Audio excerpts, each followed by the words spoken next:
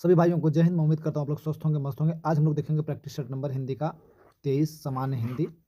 आया हुआ ये प्रश्न है 21 नंबर 2021 को। शिफ्ट कौन सी है? शिफ्ट इसकी सेकेंड है। ठीक है, देखते हैं हम पहला क्वेश्चन। पहला क्वेश्चन हमारा क्या है? इनमें से विद्वान का स्त्रीलिंग क्या होगा?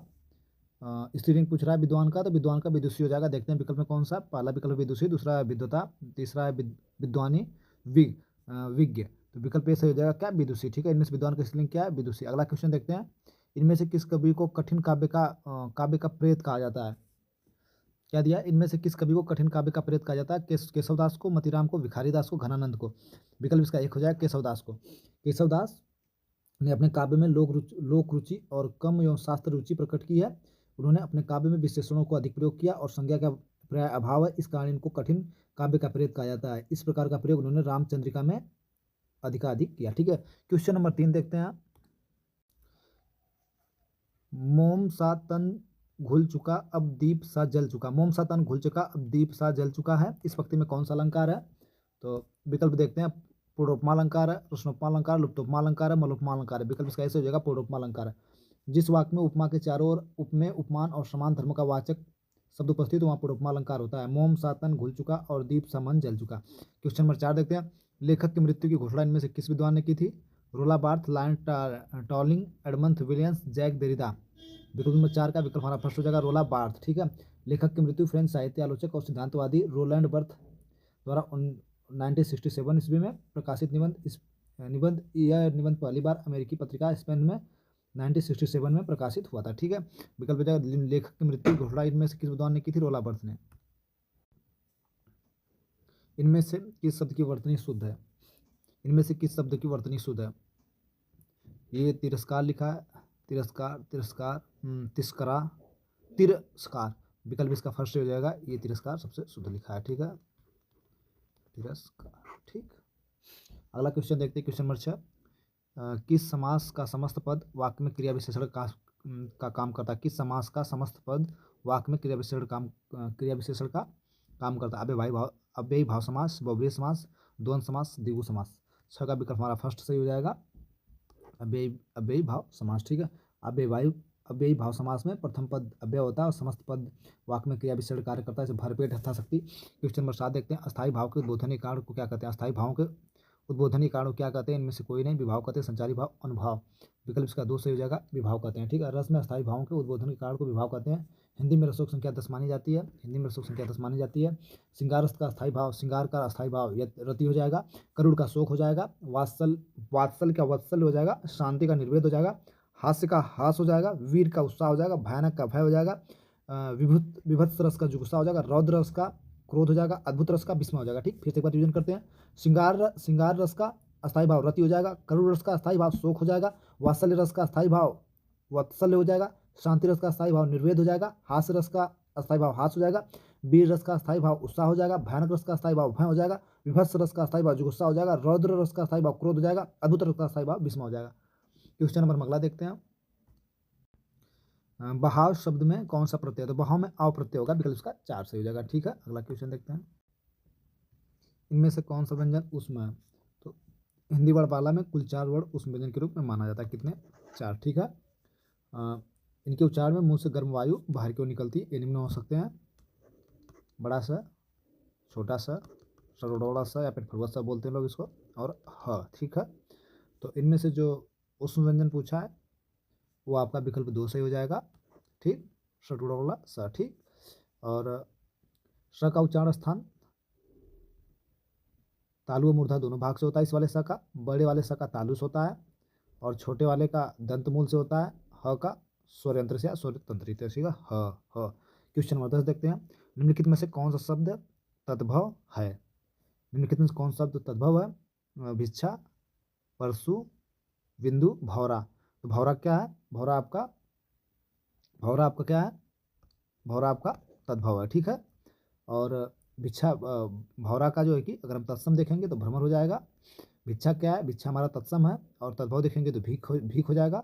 बिंदु हमारा क्या है? बिंदु क्या लिखा है? बिंदु ये तत्सम शब्द है, इसका बुध हो जाएगा। बिंदु का बुध हो जाएगा। ठीक, परशु जो आपका ये तत्सम है, तद्भव इसका फरसा हो जाएगा, फरसा। ठीक है, परसु क्या है, परसु आपका तत्सम है, इसका तद्भव फरसा हो जाएगा। क्वेश्चन नंबर 11 देखते हैं, पूजा में कौन सा प्रत्यय है, तो पूजा में आ प्रत्यय है। ठीक है, विकल्प इसका ए सही हो जाएगा। इसका मूल शब्द पूज है। ठीक है, इसका मूल शब्द पूज है। क्वेश्चन नंबर देखते हैं 12, पाली भाषा का संबंध निम्नलिखित में किस साहित्य से मुख्य रूप से जुड़ा हुआ है, साहित्य, सिद्ध साहित्य से, इनमें से कोई नहीं, बौद्ध साहित्य से, जैन साहित्य से। विकल्प का 3 से हो जाएगा, बौद्ध साहित्य से। ठीक, क्वेश्चन नंबर 13 देखते हैं, इसका एक्सप्लेनेशन देख लेते हैं। बौद्ध साहित्य पाली भाषा का उद्भव गौतम बुद्ध से लगभग 300 वर्ष पहले हो चुका था। इस समय तक पाली जनभाषा हो चुकी थी, संस्कृत जनभाषा नहीं रही, इस कारण बौद्ध साहित्य पाली भाषा में लिखा गया है। क्वेश्चन नंबर अगला अगला क्या है, गरुड़ का पर्यायवाची शब्द इनमें से कौन सा है, तो गरुड़ का पर्यायवाची खगेश होगा। विकल्प इसका ए सही हो जाएगा, खगेश। इंद्र का माधव हो जाएगा, इंद्र का माधव हो जाएगा। अग्नि का जात वेद हो जाएगा। ठीक, विकल्प इसका ऐसे हो जाएगा, गरुड़ का पर्यायवाची खगेश। क्वेश्चन नंबर हम 14 देखते हैं, जब कर्ता का एक काम समाप्त कर उसी क्षण दूसरी क्रिया में प्रवृत्त हो जाता है तो उस पहली क्रिया को क्या कहते हैं, तो उस पहली क्रिया को पूर्णकालीन क्रिया कहते हैं। ठीक है, विकल्प इसका 4 से हो जाएगा। जब कर्ता एक कार्य को समाप्त कर ठीक उसी क्षण दूसरी क्रिया में प्रवृत्त हो जाता है तो उसे पहली क्रिया को पूर्णकालीन क्रिया कहते हैं। राधा खाना बनाकर नहाने गई।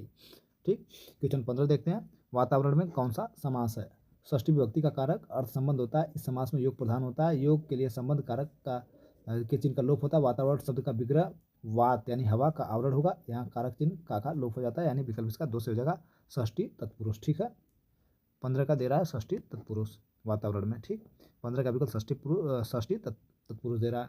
अगला क्वेश्चन देखते हैं 16,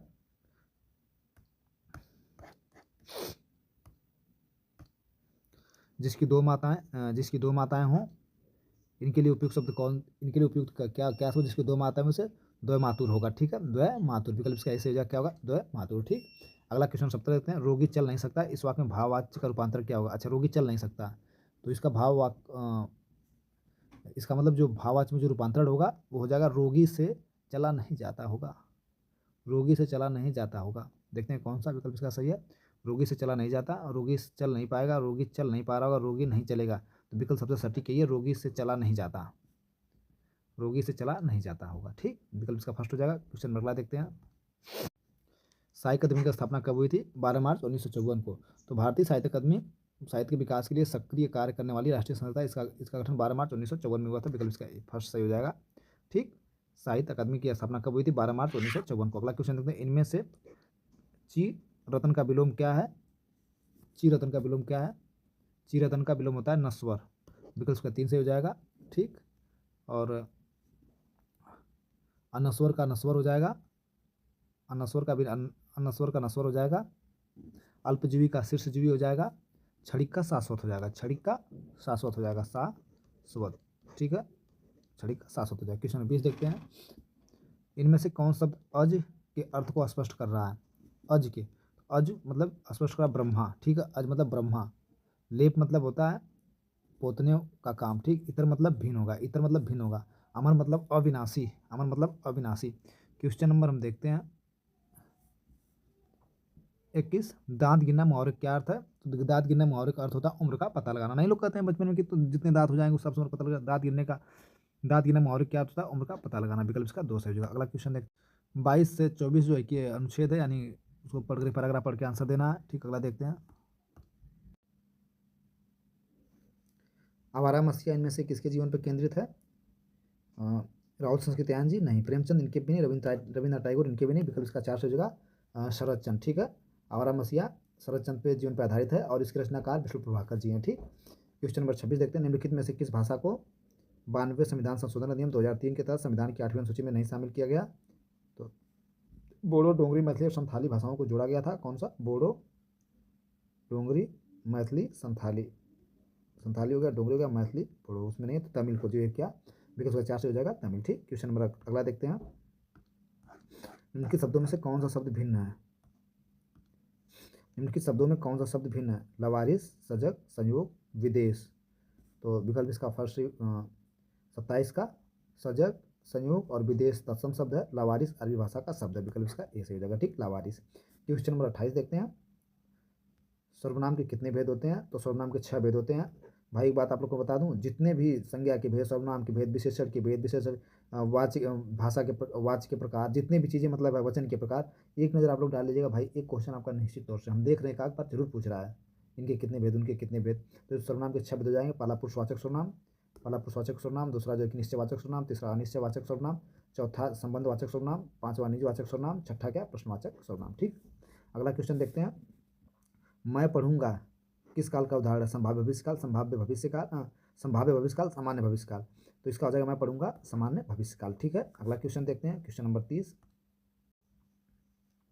भक्ति आंदोलन को इनमें से किस विद्वान ने इस्लामिक आक्रमण की प्रतिक्रिया कहा?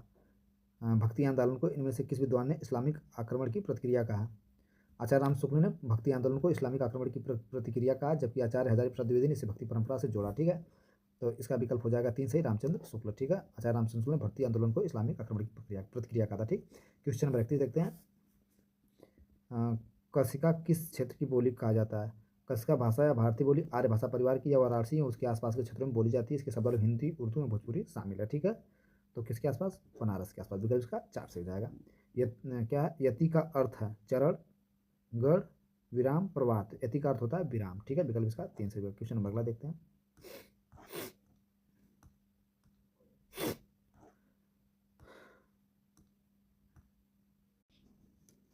दो शब्दों के बीच प्रयोग किए जाने वाले चिन्ह को क्या कहते हैं? दो शब्दों के बीच प्रयोग किए जाने वाले चिन्ह को हम योजक चिन्ह कहते हैं। ठीक है, योजक चिन्ह का बता दें कैसा आपको, ये ऐसे योजक चिन्ह का चिन्ह होता है। ठीक, कहाँ विकल्प कौन सा? विकल्प 4 से हो जाएगा योजक चिन्ह। ठीक है, योजक चिन्ह का प्रयोग दो शब्दों के बीच प्रयोग किए जाने वाले चिन्ह को क्या कहते हैं? योजक चिन्ह कहते हैं। ठीक है, अगला क्वेश्चन देखते हैं। इनमें से किस पत्रिका का संपादन भरतेंदु हरिश्चंद्र ने किया था?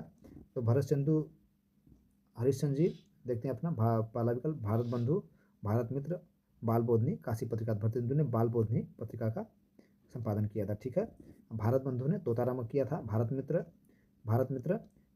रुद्रदत्त ने किया था, बाल बोधनी भरतेंदु हरिश्चंद्र जी हो गए, काशी पत्रिका बलदेव प्रसाद। ठीक है, अगला क्वेश्चन देखते हैं, क्वेश्चन नंबर 35। आनंद कादम्बनी पत्रिका के रूप में प्रकाशित होती है, आदम कदमी मासिक पत्रिका के रूप में प्रकाशित होती है मिर्जापुर से। ठीक है, बद्री नारायण चौधरी प्रेमधन द्वारा किया जाता है। ठीक, कहाँ से? मिर्जापुर से। विकल्प इसका अगला क्वेश्चन विकल्प इसका फर्स्ट हो जाएगा मिर्जापुर से। अगला क्वेश्चन देखते हैं। सबसे पहले गिने जाने वालों के लिए उपयुक्त शब्द क्या होगा? अग्रहरी होगा, अग्रगणक होगा, अग्रगामी होगा, अग्रण्य होगा। सबसे पहले गिने जाने वाले शब्दों के लिए अग्रगव्य होगा। ठीक है, विकल्प इसका 4 से हो जाएगा अग्रगण्य। ठीक है, अग्रगण्य लिख देते थोड़ा सा बड़ा बड़ा, अग्रगण्य। ठीक है, विकल्प का 4 से हो जाएगा। पहले गिने जाने वाले शब्द क्या कहा जाए? अग्रगण्य। अगला क्वेश्चन देखते हैं। इनमें से कौन शब्द नाक का समानार्थी शब्द है? नाक का समानार्थी शब्द हाथी होता है। ठीक, विकल्प का 2 से हो जाएगा। क्वेश्चन अगला देखते हैं। नाक का समानार्थी शब्द हाथी हो जाएगा। क्वेश्चन अगला 38। इनमें से कौन शब्द हमेशा एक वचन नहीं रहता है? तो कुछ शब्द सदैव बहुवचन में प्रयोग किए जाते हैं, जैसे हस्ताक्षर, आंसू, दर्शन, प्राण, दाम, लोक। तो विकल्प इसका प्राण। ठीक है, दे दिया ना, कुछ वचन सदैव बहुवचन में प्रयोग किए जाते हैं, हस्ताक्षर, आंसू, दर्शन, प्राण, दाम, लोक। ठीक, क्वेश्चन नंबर 39 देखते हैं। चुकी के साथ आने वाला दूसरा उपवाक्य इनमें से शुरू होता है? चुकी के साथ आने वाला दूसरा उपवाक्य इसलिए होता है। ठीक है, विकल्प इसका 2 से हो जाएगा। अगला देखते हैं, क्वेश्चन नंबर आखिरी। मूर्ति देवी पुरस्कार किस संस्था द्वारा प्रदान किया जाता है? तो मूर्ति देवी पुरस्कार भारतीय ज्ञानपीठ द्वारा दिया जाता है पुरस्कार। यह प्रथम बार पुरस्कार 1983 में कन्नड़ भाषा सीके नागराज राव को दिया गया था। विकल्प इसका 4 से हो गया भारतीय ज्ञानपीठ। प्रैक्टिस नंबर हमारा हिंदी का 23 समाप्त हुआ। सभी भाइयों को थैंक यू। चैनल को हमें लाइक करिए, सब्सक्राइब करिए। अगर अच्छा लगे तो मेरी वीडियो अपने मित्रों तक भेजिए। ठीक है, थैंक यू, धन्यवाद।